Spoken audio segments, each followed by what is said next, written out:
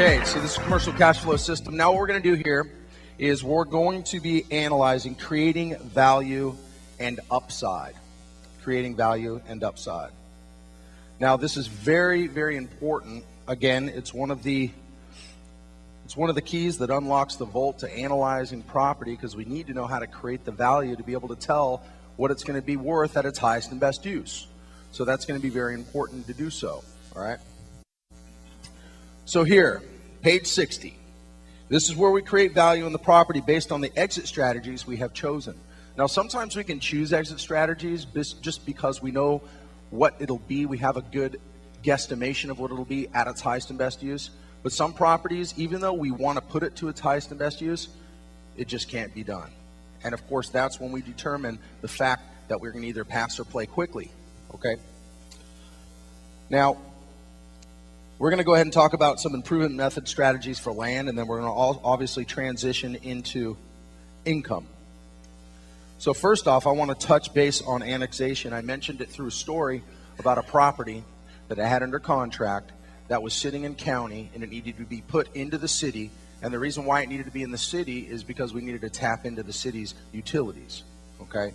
We need to be tapped into their water. We need to be tapped into their power. We need to be tapped into their sewer.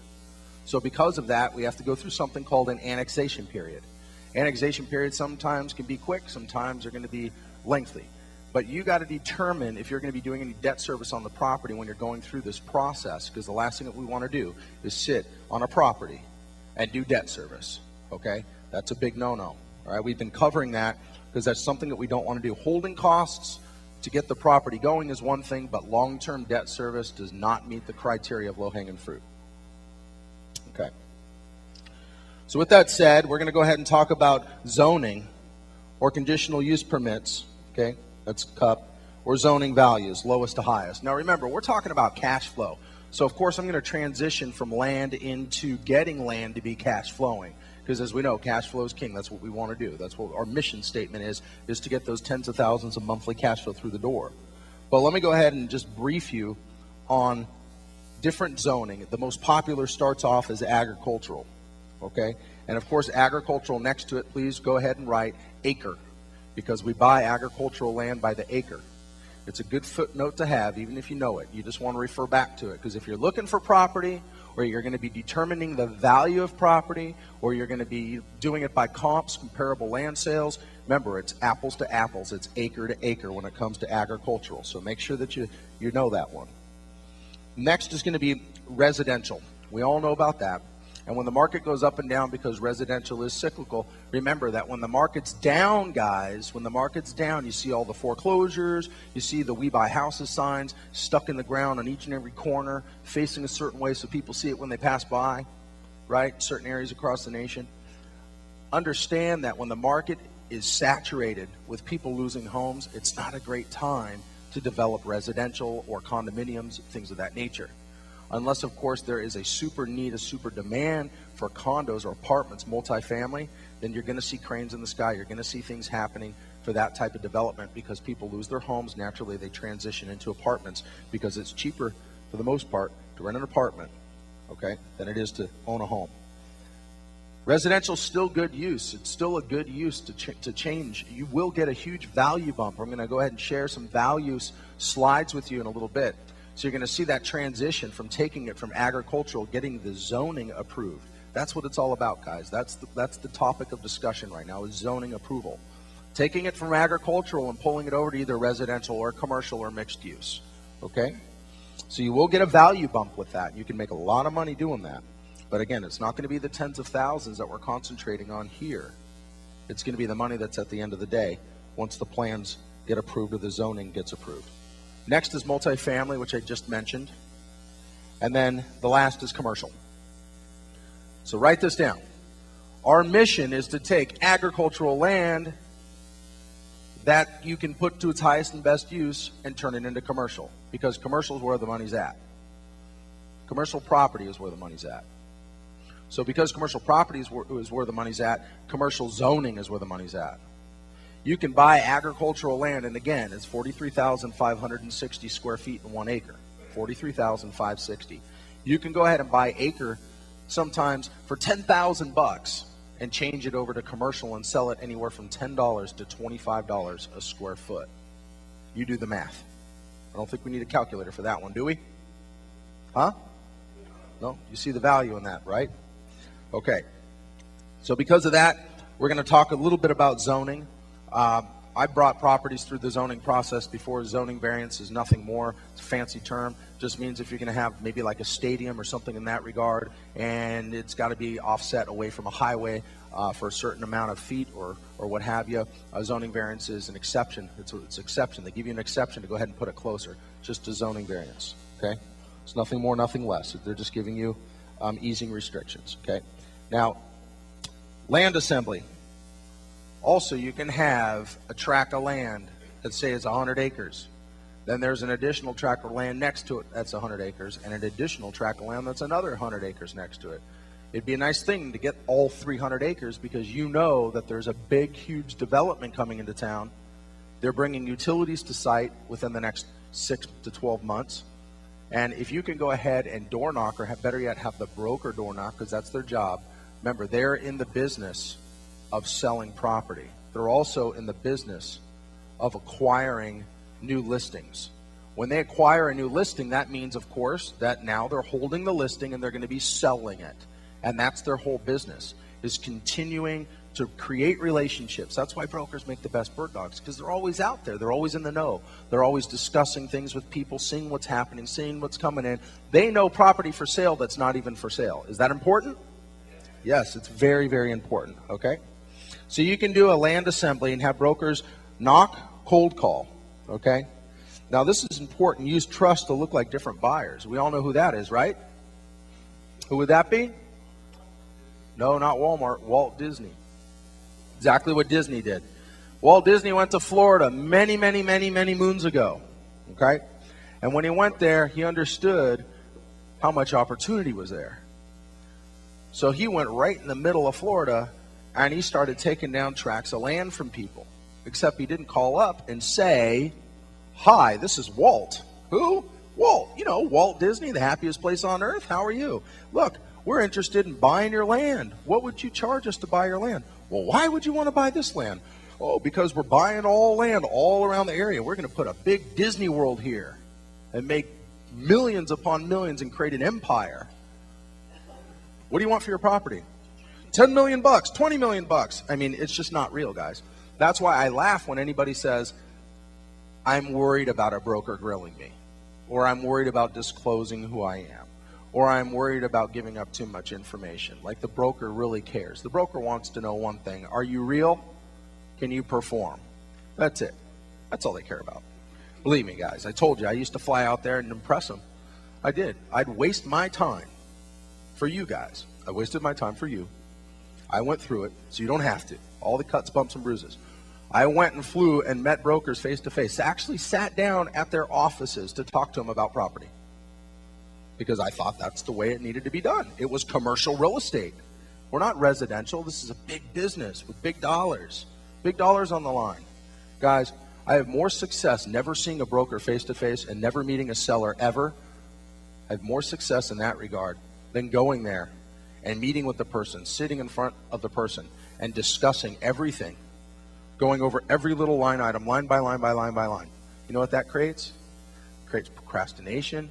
It creates additional questions. It creates additional problems. One thing. Is it a deal? It's a deal. Can we close? Let's close. Can we get terms? Yes. Okay, we'll still close. Is it going to go ahead and meet our exit strategy? Great. We have financing in place? Great. Let's do it. It's either a deal or a dud. Walt Disney was very smart. He took it down in land trusts. Nobody ever knew who he was. He was a different person each time. And he would just go in, put it under a land trust, which is an entity. We're going to discuss that tomorrow. And he just took down properties in a different entity. Same way we do it, guys. Okay? When I go ahead and draft a contract to take a property down, I don't go ahead and put it in my name. I don't put it in my entity's name that's existing. I don't commingle my businesses. What you do is you take it down in a new entity. That's the way it's done each and every time. That's why you guys don't have to worry about it when they say, you know, what's your company name, this or that, what have you. And I use various different ones, but I also use one blanket name, and I said, look, this blanket name is just an umbrella. If you guys need to see some stuff, that's fine. We can talk about that later at the point of a meaningful relationship. Right now, guys, what I'm trying to do is find out if I'm interested in buying your property. You get it? That's it. So they say, oh, okay. Well, we're going to want to see this, that, and the other. We're going to want to see that you can do self-storage. You can do this. Hey, don't worry about it. Don't worry about it. We're going to show you that we can do this, we can do that, and everything else. Don't sweat that. What we want to do is to see if this is a deal, then we'll go ahead and move forward. And at the time that we're moving forward, guys, I already told you I bring the professionals in, and they do what they do best. When we flew our partner now down there, she is the assistant to the governor of the state of Texas, who owns and operates tons of assisted living and senior living. She's the one who sits down across from him, and they shake hands. And she's the one who's got a book and sets the book on the table and says, here, digest. And then they have discussions about how the operation's going to happen. And then he goes, I love you. And it's done. That's it, guys. That's it. Don't go flying around looking at property, okay? Disney did it smart. Disney went out there. They were offering all cash, pennies on the dollar. They didn't even need terms because they were buying swampland. And then they did something called a wetland delineation where they recognized there was swamp. Then he went and bought other, less desirable, because he knew his master plan. He knew it. He knew it. He said, here's my master plan. This is where the Disney World is going to be. Now I'm going to go ahead and buy some of this junk over here. And then what I'm going to do is go ahead and solve the swamp problem, have dedicated wetlands, go ahead and take this dry, now make this swamp, cure this swamp, put that swamp over there. Swamp for swamp. That's it, guys. And Walt was not a professional environmentalist at all whatsoever, was he? He was a cartoonist.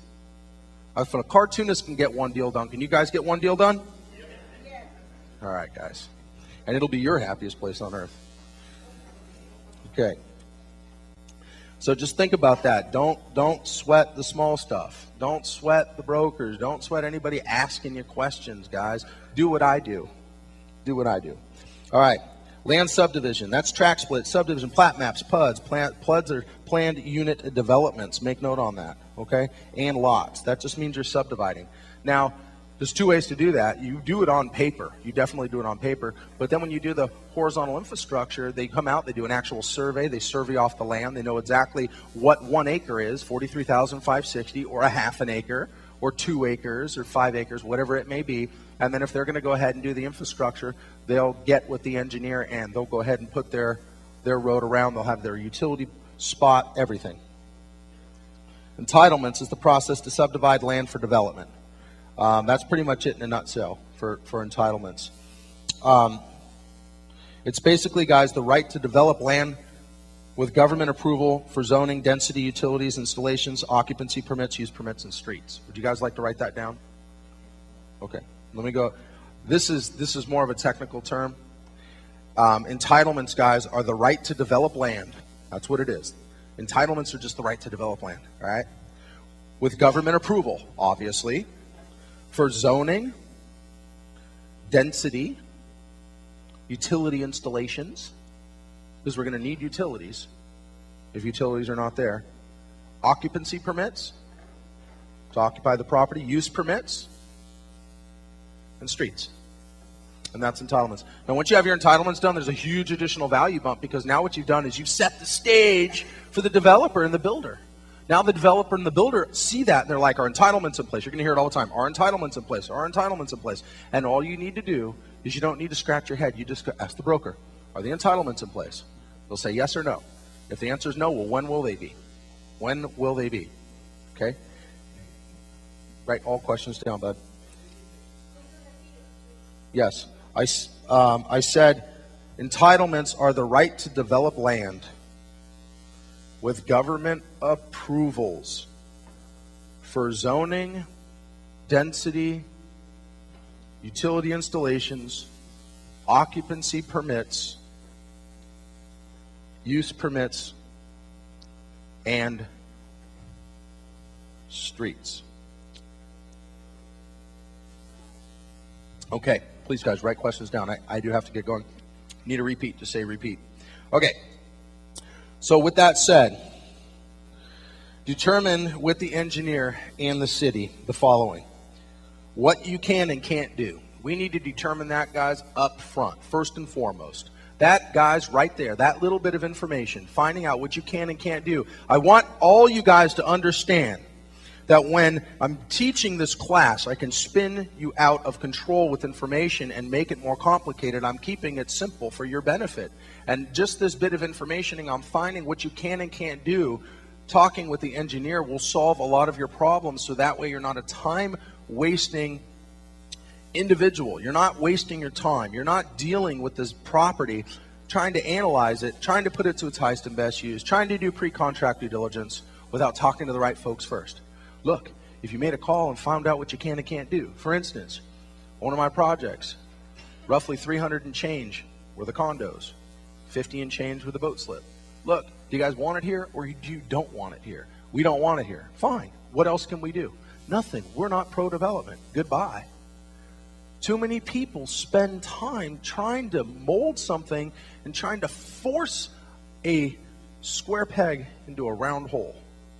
Just doesn't work. You guys have heard that before. It's elementary. It's elementary. And we lose focus on that because our head is wrapped around the dollar. It's wrapped around the sexy property with the beautiful, intercoastal waterway or what have you. And you get your head wrapped around this project and you're excited, especially if you go there, you're going to get really excited. So that's another reason why I keep my emotions in check. I only go, if I'm going to look at property, if I'm going to that state, sometimes I'll go ahead and swing by. I haven't even looked at the senior living facility yet. I haven't even been there. And I mean, how often do I go to Missouri? But hey, maybe I'll go there someday. So who knows? But you need to find out what you can and can't do. And again, guys, how long it takes. That's number two. And that's going to depend on your exit strategies, how long your highest and best use plan, your exit strategy, your plan, our plan, if we're doing it together, our plan, how long is it going to take? How long? And then, what does the city allow? What do they allow there? These are questions, guys, that you should be telling your engineer to ask, okay? So I'm going to recap it. And also, what will they prohibit? So again, if you're speaking with the engineer, you want to say, there's a few items that I need to know right out of the gate. And I need a scope of work from you, obviously, with timelines. Remember, we covered that already. I need a scope of work with timelines. But before we get there, I need to ask you, maybe if you know, and then I'd also like for you just to make a simple call and verify if you haven't done a lot of business with the city lately. And then you better check yourself too, because you're supposed to be doing business with an engineer that's been doing business with the city lately. Okay? So what you want to say is, hey, I need to know what you can and what we can't do with this property, how long we expect it to take to get it to its highest and best use, what will they prohibit, and are they simply pro-growth? Am I in the right place? Is this the right place? Now, remember I shared the story with you that one of my land projects had to go through annexation, and even though we got smoking terms, tied the thing up for 50 grand, smoking terms, saying it was going to be worth 30 million on an upside. Like I told you, that was 5 years ago, and I just got a phone call from the broker several months back asking me if I was still interested in the property. What does that tell you? They're not pro-growth. They're trying to stamp a square peg into a round hole, and that's not what we do. Okay? Now, this is very important. I have a footnote for you.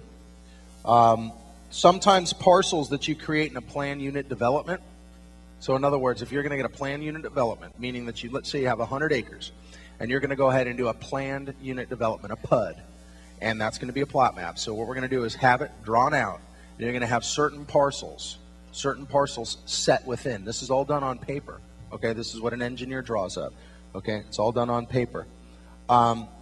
Sometimes, in certain areas, those pads can't be sold until a minimum amount of infrastructure is put in place.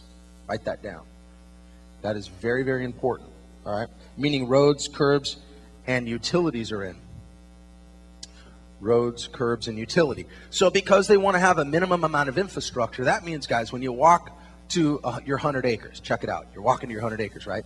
And then it's all dirt. Okay? They're saying to you, Okay, this is just like dirt and grass and shrubs.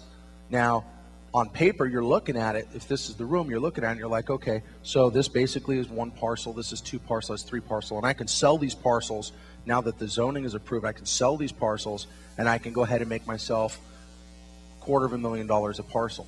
So obviously, if you have 40 parcels, you want to sell those parcels, right? Absolutely. And you're looking at it and you're seeing the money. But the problem is they're saying, look, you can't sell these parcels until you go ahead and put in the infrastructure. Is that going to throw your numbers off? That means now what you have to do is go raise capital to put in the infrastructure, right? You got to get in there and you got to spend money. And that is something that adds to your exit strategy. It adds to your equation. So this one question that you ask the engineer will save you grief, time, money, and a headache. What I'm telling you right now, saying these simple words. Is infrastructure needed, and how much infrastructure is needed to lay out before I can get in there and start selling these pads? It will affect your exit strategy, okay? If you get that, say yes. Mission completed. All right, page 61. Page 61. Now, here's some government authorities, guys. This is just footnotes for you. I know I stuck it in your book already. It's just the planning board department, zoning board, building department when you're looking to build, and environmental agencies and regulatories, okay? Now, these are the people that the conventional investors are the ones that are the newbies that don't understand that we don't go sit in planning and zoning and building type of meetings to talk to these city officials. And I got that t-shirt, guys. Don't do it. Remember, paint dry? Okay, that's what it is. And then every so often you're sitting in a room, there's probably 20 maybe people, even less. And then you get up to a podium and you have your little book and you read stuff off to them. You're trying to sell the reason why they should go ahead and bring you in. Now, that's not your job. Let the professionals do it, guys. Let the engineers get in there and do it. It's part of their scope of work. How long will it take to go ahead and get the zoning approved? How long will it take to get these building permits? Okay, Mr. Engineer, you know Joe down at the city. Go down there and make it happen. Now, when you deal with the right people, what will occur is that they want to go ahead and pass this because you're dealing with pro-development agencies. And because they want to pass it, the municipality, they want to pass it, they want that tax revenue on their side of the fence. So they're going to be pro-growth. When we get into financing, I'm going to talk about the locals, the local people. Okay. All right.